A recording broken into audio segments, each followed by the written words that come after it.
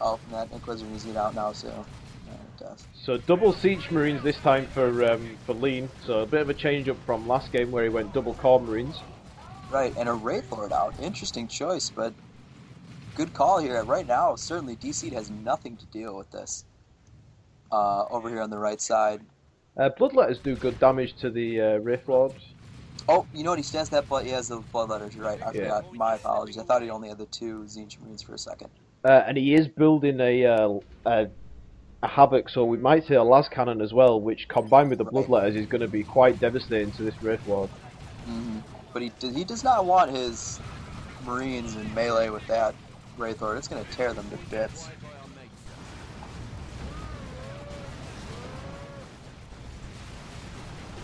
Oh, these heretics are in trouble and they might go down. And they do. The heretics over here on the left side. Mean Machines heretics go down, so that's another blow for him.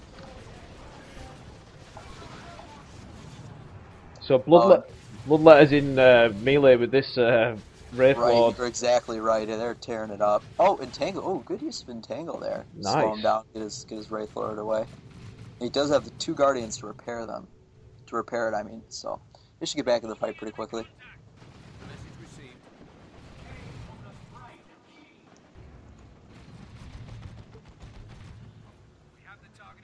Pretty big power advantage right now to Team Limbo, and we can see Island is floating a ton of wreck.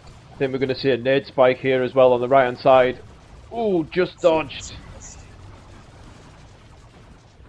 So both of Team Limbo have a ton of resources right now because this contested power I was talking about earlier, they did lose it. So that's kind of, Wraith Lord overextended. Yep, I think it's going to go down. Oh, another Entangle. Oh, well done, well done. Oh, I don't think he's noticed. He does just time. Are they getting? I don't think they're going to make it. No, that Warp Spider just needs to teleport. He has got an enhanced targeters. And down they go. Very, very well done there by Team Limbo. Saves his Wraith Lord, gets the Bloodletters. Excellent. They need another Mana Core for ReaverMan over here. They need to throw a repair down on this Wraith Lord now. Yep. And they are doing so. So that Wraith Lord with 47 hit points before it started getting repaired. Right. Oh, another Mana Core strike on Heavy Weapons team, but they get out just in time. So it looks like he's replaced his Havocs there, but yeah, they are forced off. We've got a Dreadnought, but it is sat in his base. And Buchan is going to tier 3. Tier 3, yeah he is. And Matt looking real red here. Mm-hmm. So Team D-Man's definitely in a bit of a pickle right now.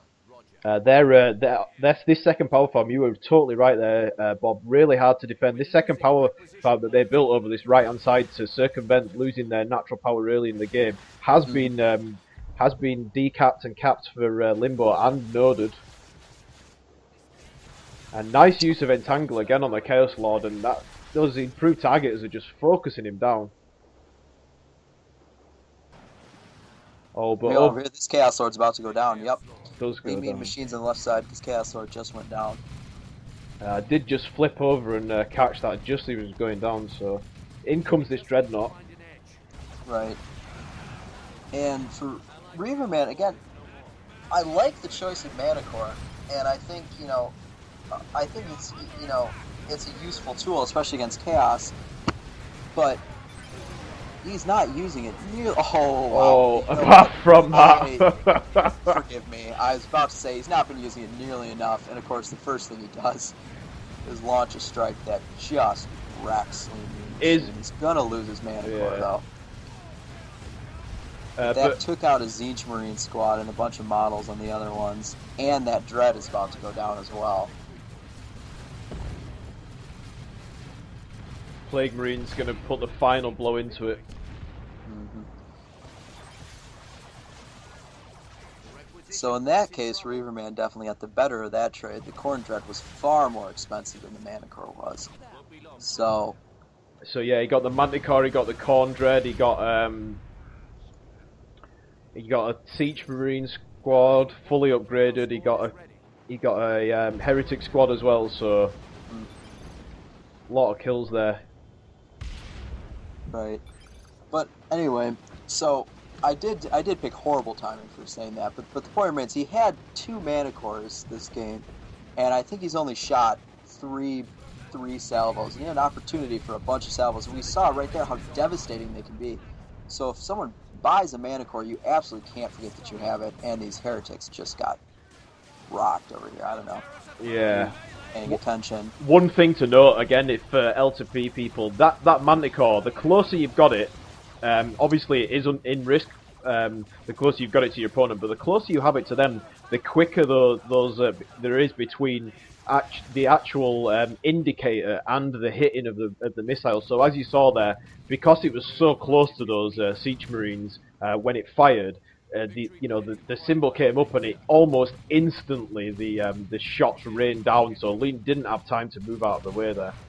Right, that's a great point. And those rockets, again, as we saw, just did ridiculous damage. It's a mini nuke, it really is.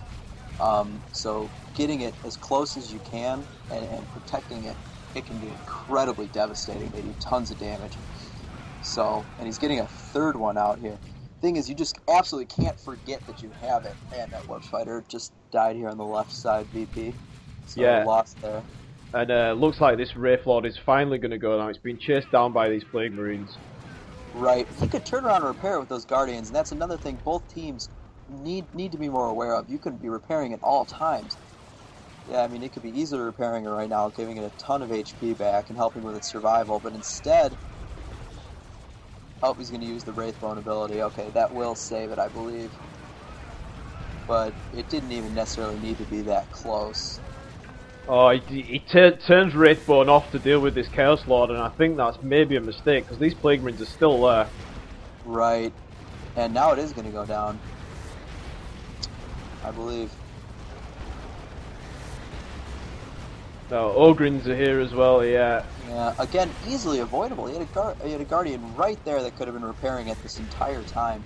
So that's something you need to pay attention to. If you have repairing squads around, you always want to have them using their ability to keep your vehicles alive. One note back to the Manticores. Whenever I play Imperial Guard and whenever I use Manticores, I just like, as soon as the ability's off cooldown, just find something to fire it at. Get it somewhere nice. Get it nestled somewhere nice so that it's not too exposed, and then just rain down Manticore strikes as soon as it's off cooldown. Just rain it down on anything. And the best thing to fire at usually is capping squads, because people set stuff capping. If it's midway through capping, that's the best time to get it, because people just aren't paying attention, aren't gonna be focused on that squad because they're busy capping. They're not gonna be looking at them, and then bam, they're just gonna get a Manticore shot in the face. So that's the best time to get them. Yeah. Exactly, that's a really good call. And again, we see here, this is what I was saying earlier. The Manticore can and probably should be shooting right now. It's not necessarily that it's going to kill anything, but it could easily force retreat there. It finally does. And it's probably going to kill that Predator, isn't it? Yep. Wow, so nice. Manticore just does so much damage. Like it should be just constantly shooting at stuff. And if nothing else, it often forces retreats, and this CSM is in a lot of trouble. They're great for taking down even gen farms as well. They're good for taking down gen farms, stuffing buildings. Great for taking down vehicles. Great for just even forcing a mass retreat. Sometimes you're not going to get stuff, but if you can force a mass retreat, you can keep your opponent off the field. So exactly, and that's a huge point. Is if you can make an opponent just have to retreat because they see the flare and they're not sure they can get away in time. That's an incredible advantage. You can then win battles with much smaller forces than you would have otherwise. And if they don't retreat, they're going to get wrecked. So it's a win-win situation for you. So we've got an unupgraded Pred over here. Yep, and it's shooting away at that Avatar, which does absolutely nothing for Plague Marines with that ability. I'm surprised about that. That Avatar is going to be in a real tough spot here. Another cinch Pred for Lean, which looks like it's in a bit of trouble with this Inquisitor. Doesn't need to be driving near that Inquisitor, but luckily that Inquisitor does go down.